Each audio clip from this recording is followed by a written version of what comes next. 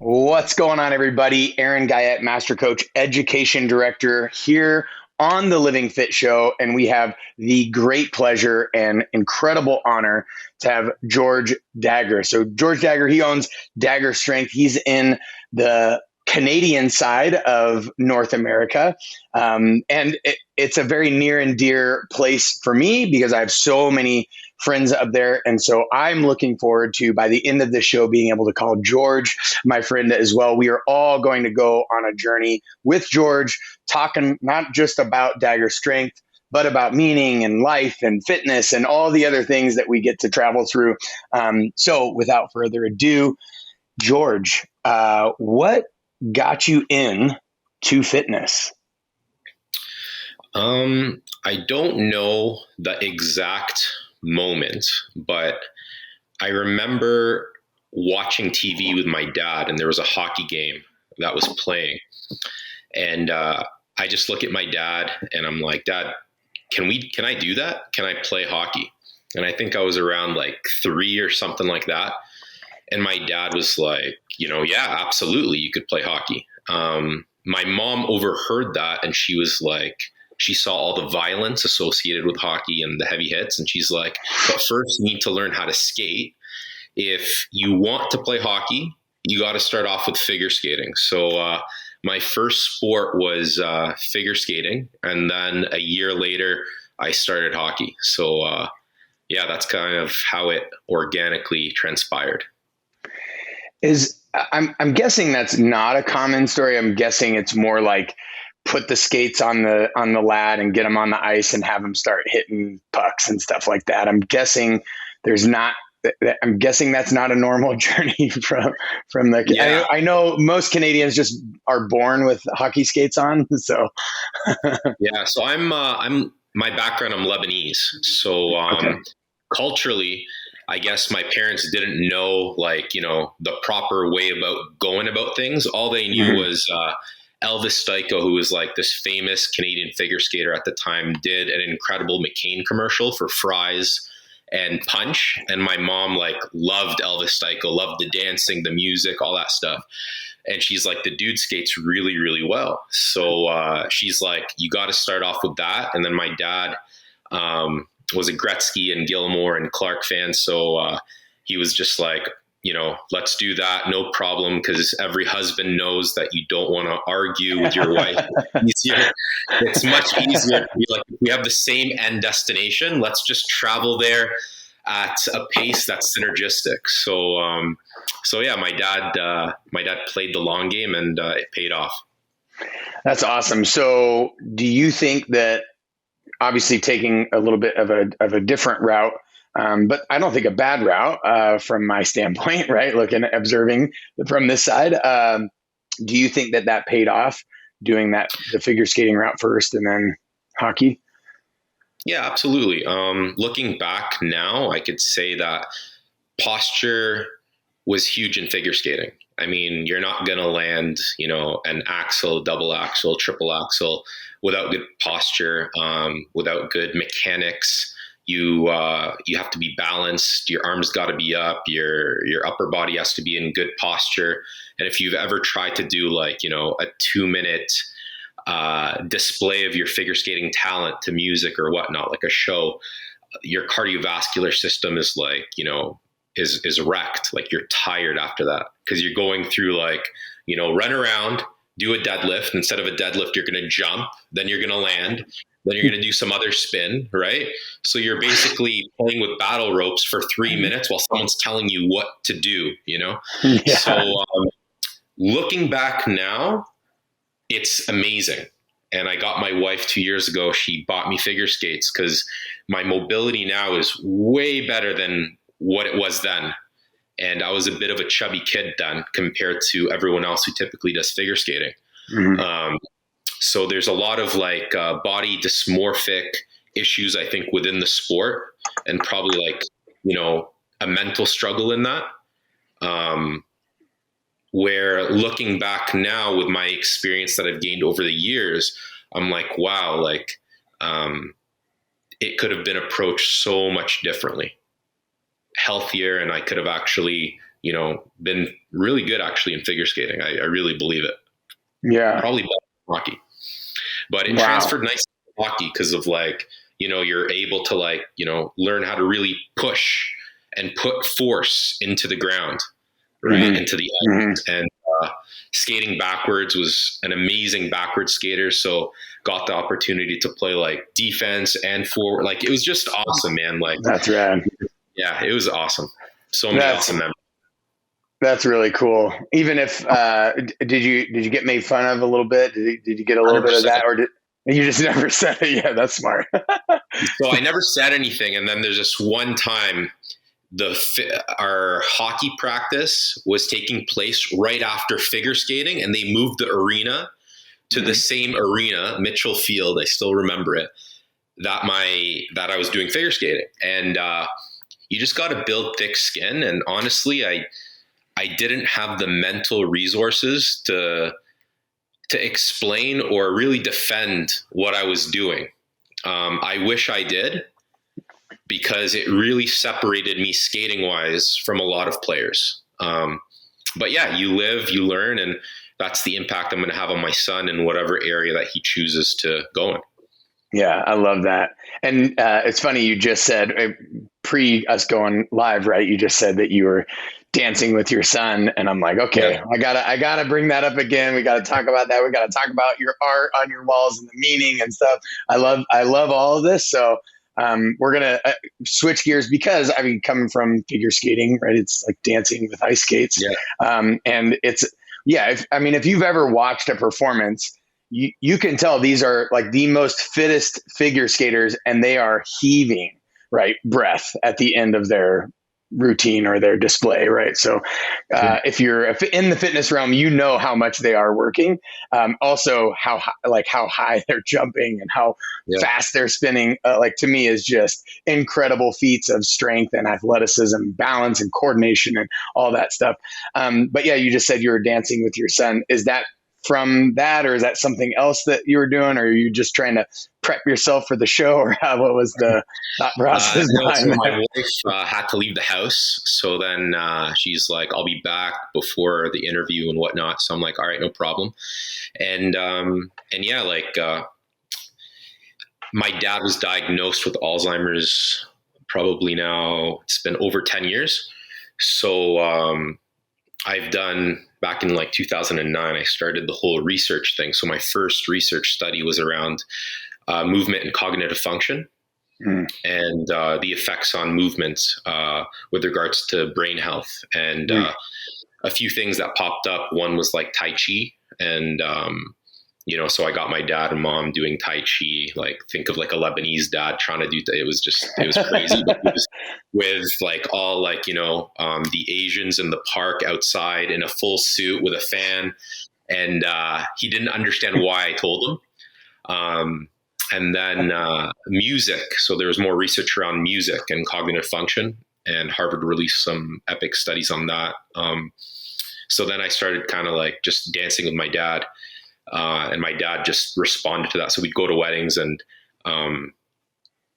that's how I kind of just, instead of sitting there, people talking to my dad, I just started, let's just get out on the dance floor and move. And he just started laughing and smiling. And I'm like, this is great. So then before we got married, one of the things my wife and I did was we took salsa, and we did our own dance routine that we co-created, and we presented that at our wedding. And I learned so much from dance, from timing to learning how to understand force, learning how to lead. You talked about leadership, and you're big on leadership. And in dance, you need to have a leader. And if there's no leader, then you don't know where you're going.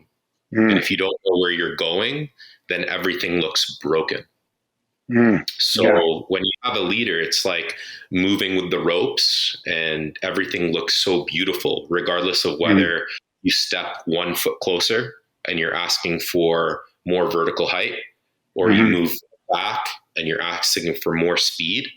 You appreciate every aspect of the wave. And that's what I feel dance does with another human.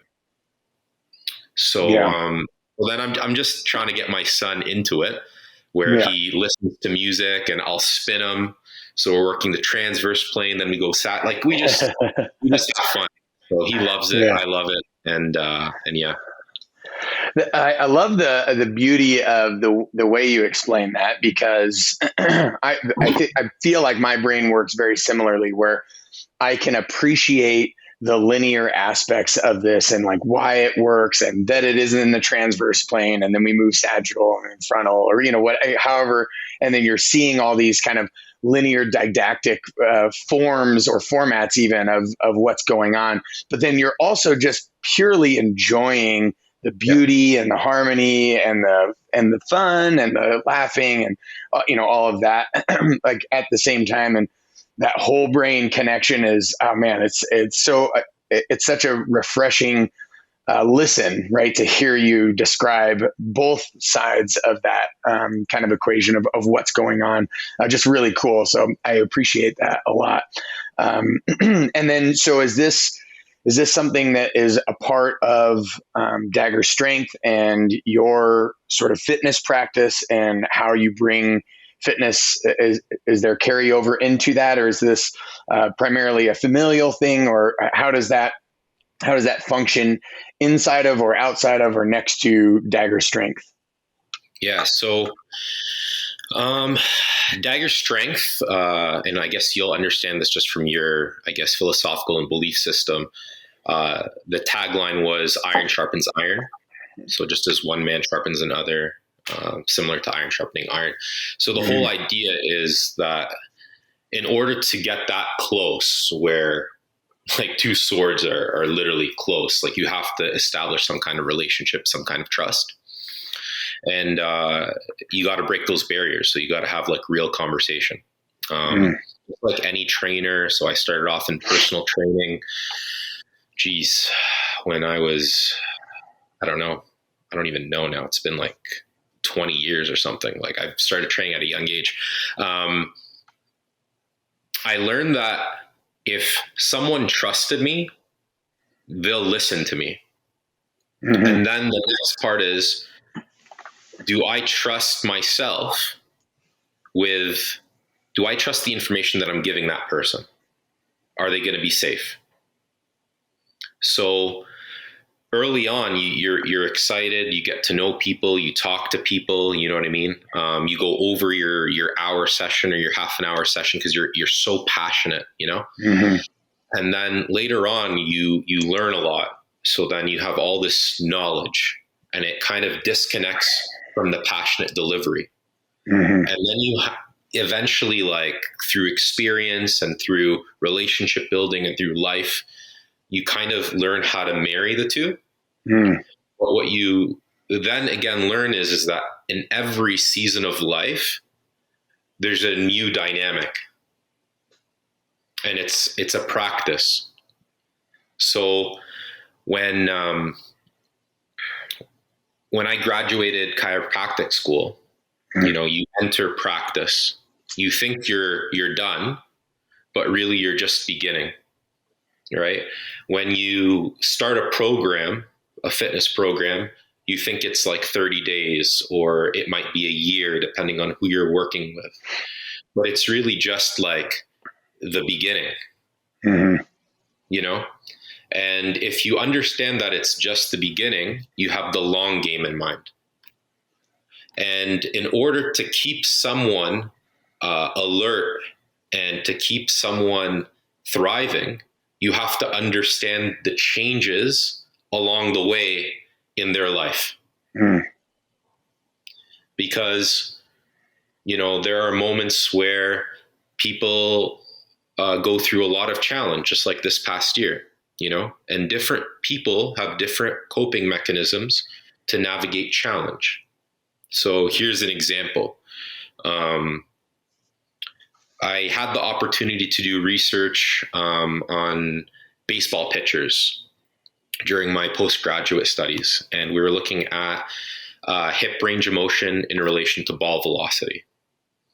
And during that time, I was really struggling with school because my dad had, gone missing during, in the middle of my classes. So I'd get a call, Oof. your dad's missing. Didn't tell anyone in my school, right? So I'm like, hey, can someone give me a ride so I could get somewhere fast? I didn't want to tell anyone, right? And like everyone's so busy with school that no one's actually hearing me, right? So I'm like, all right, I'm going to leave. So I walk outside. I'm literally walking to like the bus or somewhere, not knowing where I'm going. And there's a gentleman by the name of Rami, who I still talk to till this day. He finished Chiro. Now he's in med school and he's doing his rotation. So anyways, without even asking, he's like, hey man, something's up. And I'm like, yeah, something's up. He's like, what do you need? I'm like, can you drive me here? And he just drives me there, right? And I'm waiting at my dad's store. My dad had a Baskin Robbins at the time. So he was an athlete, engineer, teacher, came to Canada, like things changed. So he's running an ice cream store, right? And we're waiting. And he ends up pulling up and he gives the most beautiful story to the cops, right? And I have a gut feeling. I'm like, Dad, man, like something's up. Like you didn't just miss a turn or whatever. You've been missing for like 3 hours. Mm-hmm. And so I guess I'm mentioning that because I'm wrestling with my study, specifically in like immunology and microbiology, 2 courses that I honestly could not care about at the time. Mm-hmm. And there's so much other stuff happening in my life. I'm trying to balance like 15 other courses, right? That I'm doing awesome. And I'm doing a research project and, I get set back a year. And I thought it was the worst thing ever. Next thing you know, I'm taking this project. I'm in Boston. I got an internship with Eric Cressy. So now I'm like with professional baseball players. I'm doing research on baseball and I take a step away. I'm understanding rehab that's happening on the floor. Ended up taking a few courses at Harvard on obesity and weight regulation and learning from a few professors on like cognitive function and what exercise can do for the brain. And I did research on the professors, and that one failure propelled me forward in a way that like literally changed the direction of my life. And next thing you know, I'm in the States doing school there. And it was really incredible. Like so many doors opened up from that. I guess I've gone off on a tangent. So what initially were we talking about? No, it's okay. Well, because I think that's beautiful because the initial question is, how does dance and movement, with your family and stuff play into Dagher strength. And so then it's actually perfect that it happened this way because now there is a massive amount of context, right? That we can all understand, okay, this is a much broader view of Dagher strength and you and your personal journey or whatever. So I didn't want to stop you. I thought it was incredible. Yeah. So that brings me back to full circle. So the idea is, how do I communicate with people? It's like, you just have to understand that they're people. And even if they're like a successful doctor, if I'm working with a doctor, if I'm working with an athlete, if I'm working with, a mom who just wants to take care of her kids, like I have to appreciate their individual lifestyle, what they're going through. And I have to understand that changes. And you have to learn how to read body language, which is like part of move more, talk less. Like, what can you understand about a person by looking at them? And like, you being part of like, the Marines and all that stuff, I'm sure you have to do that, right? Because it could be life or death. Oh, yeah. And there's lots of situations with my dad and Alzheimer's where he can't articulate what exactly he's going through. And I have to think on the spot. Like, there's this one time where we thought he was having a heart attack and my dad couldn't explain it. So I'm like trying to like communicate with him and he's doing this and I get a fork, right? And I'm just like, all right, I'm like going through his arm. I'm like, can you feel this? And he can't respond. But if I poke him hard enough, right? And he makes, he winces with his face, I understand that he could feel that, right? And I moved his arm behind his back so then I could take away like the visual association with it. So like, it's just like, what do you do in circumstances where stuff is not clear? And how do you respond? And how do you take everything in here and be able to move it? Right. Yeah. And that's kind of how I approach stuff with people. And And yeah, so I can't work with a lot of people, but I like to have a big impact with the people that I do work with. That's awesome. And that's I think a perfect way to jump into your artwork in your home, right? Because before we got on, you were very particular about, I noticed, and I was complimenting your background because there's depth to it, right? Mine's just a flat thing and there's a bunch of stuff or whatever. Yours is, there's depth, and then there's certain little spaces or spots that have green and beautiful flowers. And then I mentioned the elephant picture that's behind you. And then elephant in the room. Yeah, right. So now let's talk about the elephant in the room, because I think, right, that's it sounds to me like that is sort of I guess a microcosm of what it sounds like is your practice. Like you're doing things very purposeful, right? You're trying to bring people to places that maybe they didn't know they could go to, or they need to go to, or whatever. And you're doing, and the only way to do that is to have maybe very few, so you can have this really high quality impact. So yeah, let's talk a little bit about your art. And then I want to ask more and talk more a little bit about your practice. I'm very intrigued. So as we mentioned with the art, my wife is big on art. I didn't know anything about art. So I'm like this, it's not the best way to describe it, but just for simplicity's sake, I'm like this athlete fitness dude, right? That loves learning about the body and movement. My wife is the complete opposite. I'm motion. My wife is emotion, and has like a high EQ, a high IQ, and like educator, a bunch of stuff, right? She's awesome. Yeah. But what she does really, really well is she's able to take something that I would never look at twice and bring a story, like create a story out of it. And bring in like real life gems. And then I'm like, I want to know more. Yeah. And so she's all about like making me curious and bringing up the curiosity out of George, which is, I'm always curious. But yeah, so the whole art thing was that art. I actually got one of my friends who's an artist to paint it for Sarah. And we specifically asked her to use purple because it's her favorite color. Her engagement ring it's a purple kind of ring, a specific type of, I don't know, like it's not a diamond, but it's something else. Right. She likes it, similar to what her grandmother had. And I guess like I like taking things and making it meaningful, because if I just give someone like a program, or if I give someone a gift, if there's nothing associated with it, I don't feel like it's coming from the heart.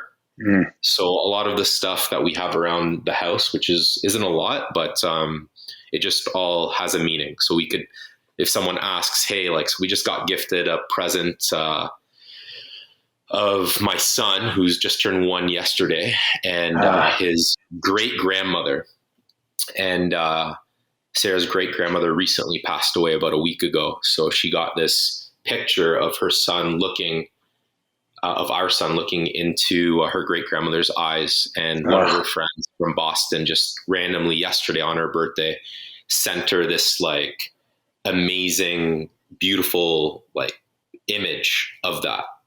And it couldn't have came at a more beautiful time. And like, so yeah, so that's kind of what we want to do. So if someone comes into our home, like there's just a story. So clearly, it seems as if that is sounding like the same thing that you're doing with Dagher Strength. Each connection is very meaningful. Each program is a story. There's meaning behind that program. It's very specific for that person, for a specific purpose. So then I would be interested, how did COVID, and then I know Canada moved a little bit different than most of the states, I would say, in the United States in terms of lockdown and stuff like that is just a little bit more, right? Or a lot of bit more, depending on which state you're looking at and comparing with. Yeah. How did that happen for you? What did that shake that, or were you still able to maintain those connections? And then did you lose in person? And if you did, then how did you navigate those waters? I mean, there's probably a lot going on there. And not that, I mean, I feel like it's an overplay to talk about COVID or whatever, but I would be curious, especially considering there's so much meaning and so much purpose behind what it is that you're doing. I would want to hear how someone that has that business model would approach that situation. Yeah. So I guess Dagher Strength isn't just, me coaching people or me treating people or whatnot. That's a part of it. Mm-hmm. The other part of Dagher Strength is education. Mm-hmm. So whether it's teaching, a group of, graduate students about the squat and taking something like the squat or the deep squat and relating it to something bigger around health. Mm-hmm. So there's an education aspect. There's a research aspect. So I do research, whether it's on Alzheimer's or whether it's on sports performance, like core double pulse breathing with respect to like hockey shot velocity or whatever it is. So there's a research component, education component, and then a lifestyle component. So some of the stuff over here, I just kind of learned how to do the stuff online. Luckily, again, for me, my wife has been teaching online for the last 6 years at a very high level. So she was able to help me navigate that space in a way that still had impact. And, she's helped other organizations and universities all around kind of deliver that. So I'm very, very, very lucky and blessed to have her by my side. I also still consult downtown, which that's what I was doing. So I'd see a lot of people. So the individuals that just need to come see me because they need a question answered, they got to go through form, or how do I navigate pain using movement? So I provide people strategies. So that was another component. So everything during COVID went online for the first 3 months. And then after that, because chiropractic is considered an essential service, I was still able to provide people with service. I was just very selective, as my wife was pregnant and we didn't know anything about anything. So I worked with people that I trust as opposed to, people that I don't really know yet. Yeah. So that's kind of how it's worked out. And then I think during COVID, everyone learned a lot about themselves. I learned a lot about coping mechanisms. For example, when I was at Eric Cressy's gym, my dad went missing again. So he was at the hospital with my mom, and my mom went in for an MRI because she had a spinal tumor. So she has to get checked on every once in a while, follow up for a few years. And I guess she asked the nurse to watch him. The nurse moved her eye. My dad left the hospital. It was missing for over 15 hours or something. It was real scary. Wow. I found out on Facebook, or my cousin messaged me because my parents didn't want to let me know and scare me while I was in Boston. And when I called my mom, they had just found my dad, and he made it to Lakeshore area. So it was a long ass walk. Wow. With a dude who has in his state. And there's a security guard that found him, and the security guard's wife works with Alzheimer's patients. Oh. And he made that connection based on people my dad was acting. And so it's just someone greater was watching over my dad that day. Some people can say coincidence, but enough coincidences happen.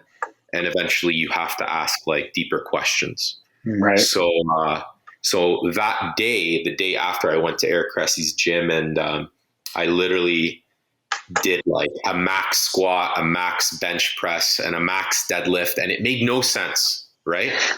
But and if you saw me, if you just came on that one day, you'd probably be this guy's training is terrible. But if you understood the context behind that, you'd probably be like, I understand why. So when I look at COVID in Toronto, my coping mechanism through the challenges in life has been physical activity. Mm-hmm. And when that was restricted or taken away, and you have to learn how to do new things in multiple areas, that challenges the brain, which led to, you know, for sure some areas of mental health that I never really paid attention to because I'd always cope with it using other mechanisms. So looking now, I wouldn't want someone to go through what I went through. However, it gave me another piece of the puzzle that I'm passionate about, which is mental health, not just associated with Alzheimer's, but just associated with life. Yeah. So yeah, I learned a lot through COVID. Yeah, absolutely. It sounds like it. That's a very compelling story. And yeah, nobody wishes that on anybody, but isn't it a sweet ending when you can look back and go, okay, there's the silver lining. And hey, I wouldn't, maybe choose given the same set of circumstances, but I would definitely choose that silver lining. I would definitely choose to know what I now know. And man, thank goodness and thank God that your dad encountered somebody who knew Alzheimer's. That is a massive blessing. And maybe it was coincidence, or I don't know, 15 hours, and it could have been a completely different story. So very thankful to hear that ended so well. So I want to talk just a little bit more, but before about Living Fit and things like this. But before I do, I have to. I'm just personally curious. So I know Dr. Andrea Ospina. I know Dr. Michael Chivers, and I believe that they are in the Toronto area still. Have you worked with them? And they do research, and I know they're chiropractors. And also, I feel really bad. I feel like I should have been calling you Dr. Dagher, which is a really cool sounding name. I mean, that has power and strength to it right there. But yeah, I'm just wondering if you knew them, worked with them at all. They sound, man, I don't know what's in the water there in Toronto, but they're producing some pretty compelling and pretty amazing chiropractic doctors that do amazing research. Yeah. So Dr. Chivers was a tutor of mine back at the CMCC. I eventually left the CMCC after the Cressy internship because I realized there's number one, I guess there's something bigger that I learned about in the States. But I also learned that like it's difficult to focus on school to that degree while everything is happening around you at home. Like my mind, like I'm a guy that's like, once I'm all in, like I'm all in, it's hard to like move me. But if I'm not all in, I'm in two different places. Like it's just not the best. Yeah. But yeah, during my time there, I got to know Dr. Chivers. He's a really nice guy. He actually offered to treat my shoulder once for free. So he called me out. He's like, I was doing a course with him and Spina. They started off with a course. It was like functional anatomical palpation. Yeah. So it's just palpating muscles at the time. And so what I did was I took the upper extremity palpation course with them. And then the following weekend, I took the upper extremity ART. The reasoning why I did that, I'm like, well, I really want to understand how to locate muscles beyond just looking at like dissections. I want to actually like feel it. And in our industry, I think if you try to do everything on your own, you'll be very far, like you'll be very behind. But if you learn from other people's experience, then you could kind of, move forward more efficiently and have a greater impact. So I learned from both of them. And then I ended up taking the FRC and FRA, which I think you've taken as well. Yes. Just because I'm just always curious about what other people, think about movement. And learn from, a bunch of other people, but I'm really happy that there's people like them who are passionate about movement and are able to relate to a lot of people. Yeah, that's awesome. Yeah, I mean, it sounds your experience and your education both, and I also love your approach. It's very experiential and education rich, as what, obviously as it sounds. Yeah, just really incredible. I'm like, yeah, you're at the with Eric Cressy and Dr. Andrea Spina and Michael Chivers and doing chiropractic care. And I'm sure there's a whole litany of certifications and things that isn't even on your bio and on your resume. But clearly, I think people can, all the people that are listening right now can, I think, rest assured that you will care about them, care about what you're delivering to them, give them something that is meaningful, something that has massive amounts of experience and education, both, which I think is really important. And wow, like being able to treat as a chiropractor, but then also train at a really high level with programming and then the research. I mean, I would say that is the picture perfect or the precipice of being like the master trainer. And obviously any master knows that it's continued mastery, right? Lifelong learning. And clearly you've demonstrated that in your life. It sounds like, right, just this continuous learning. So then I am curious, and this is how we finish every show. And we will definitely have to do a follow-up show and do maybe even a deeper dive into Dagher strength, because there's so much there, especially and specifically, I'm very curious about more of the research and the education piece of that pie. But what is Living.Fit to you?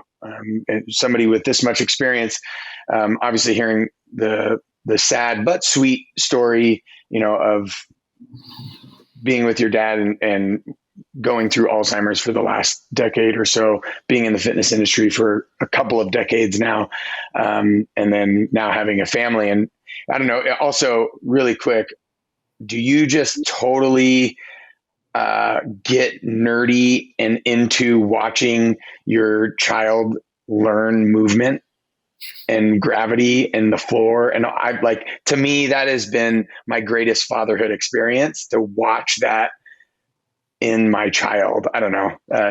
But yeah, real quick, is that the same thing for you with your child? Absolutely. I geek out on a lot of stuff. Like I taught my wife about the short foot. So I'm like, look, he's creating like an arch, and he's working on his intrinsic foot muscles. So when we go to the beach, even though there's not a lot, there's a few, we'll go to the sand and then we'll go to the rocky area. So then there's different proprioceptive, or basically like, you feel stuff differently. And I'm just getting to experience a bunch of stuff. But one thing that, a mentor of mine and someone else that I learned from, his name is Ido Portal. Oh, yeah. It's just like, I'm not going to teach Will, and my son's name's Will, I'm not going to teach him how to walk. I'm not going to teach him how to crawl. But what I've learned actually in person is I could create the conditions to encourage certain things. So when I taught him how to go up the stairs, it started off with a pen. He wants the pen. I put the pen there and he figures it out. And then we put the pen higher and he figures it out. And then just today, I took my eye off him for a second and he was like literally up the stairs. So he's for sure like fast twitch, just like his mom, not like me, very fast. He looks like a sleeper, but boom, can go. So watching Will has taught me that it's less about me.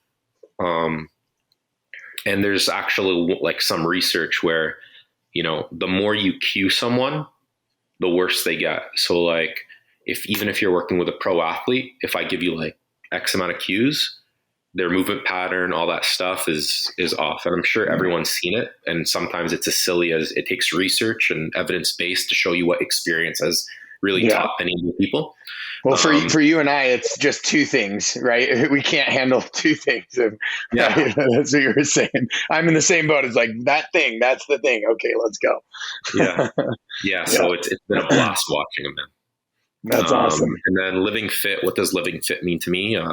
I know you're, I don't know if religious is the proper term, but you're someone who's a deep thinker and understands that there might be something beyond this tangible life, and it goes into the intangible. So there's a quote by Augustine that I really like, and it says, take care of your body as if you were to live forever, and take care of your soul as if you were to pass tomorrow. I recently made a t-shirt last year, actually, or the year before, with that on the back. I haven't really given them out, just to a few people that I feel live out that message. And I changed soul from soul to spirit. And if you're a geek or in this area, like, you'll know there's a bit of a difference between one and the other. Yes. So there's this idea of don't forget about your body, right? Like in Christianity and stuff, like some people might be like, you got to do the work, and then other people like, you got to do the faith. And I'm just the kind of guy that you take the two, and they're just one. Like the work without any direction is who's it for? And then the faith without the work, it's like, is my life, the way I lead it, a living testimony? Right. And yeah, so that's kind of the idea, and it's just the mindset. And one example that I learned from, there's a gentleman, his name was Ravi Zacharias. Recently there's been a lot of stuff, but I'll just take something that I learned that had an impact on my life. And he was talking about a parable, and it was when, who was it? I think the Jews had come to Jesus, and Jesus was obviously Jewish. So they came up to him and they're like, should we pay taxes to Caesar? And he asks them, hey, like, provide me with a coin. And they did this in front of the Roman soldiers. So this is like a very confrontational environment, right? Yes. And he takes the coin and he's just like, like, look at this coin, right? And whose face is on this coin? And the response was, give to Caesar what is Caesar, and give to God what is God, right? What is God's. And in the biblical sense, it stops there. But Ravi took it one step further when he'd, do his talk, and he'd be like, imagine someone were to ask a follow-up question, because I know you're a curious guy, right? And the follow-up question would be, what do we give to God?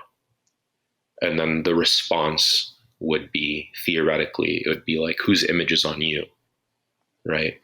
And if you look in the Old Testament, it's like you are made in the image of God, right? Mm-hmm. Yes. If we look at that in the context of love, to love your neighbor, love God, love your neighbor.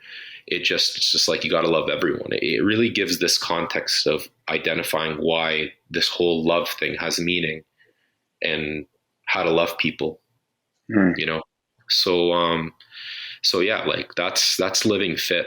And I find if people are in that zone mentally, the body kind of like just takes care of itself.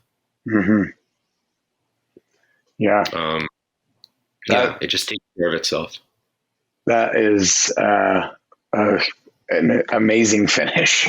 I am absolutely blown away by our conversation. I enjoyed it tremendously. I'm very certain that anybody watching this will enjoy it just as much as I have. Maybe not as much as I have. I've really enjoyed this time, though, George.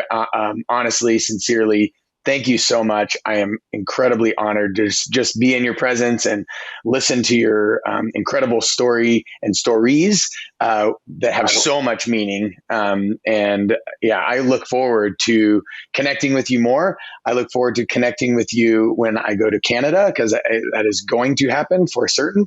And I look forward to another show. So thank you so much, George. Awesome. Thank you for having me, Aaron. Or should I say Dr. Dagher? George is fine.